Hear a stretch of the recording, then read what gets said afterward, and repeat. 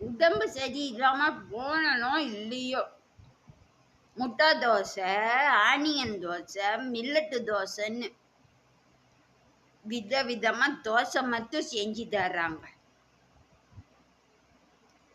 ஒரே போரு. இந்த தோசைய கண்டுபிடிச்சவன் எவனாச்சும் என் கண்ணுல படட்டும், சக்கியா புளிஞ்சு எடுத்துடுறேன். உங்களுக்கும் அப்படித்தானே இருக்கு. ஃப்ரிட்ஜில் வச்சு வச்சு இந்த தோசையை மட்டும் ஊற்றி தர்றாங்க. ஒரு புட்டு, பொங்கல், இப்படி எத்தனையோ இருக்கு. ஆமா,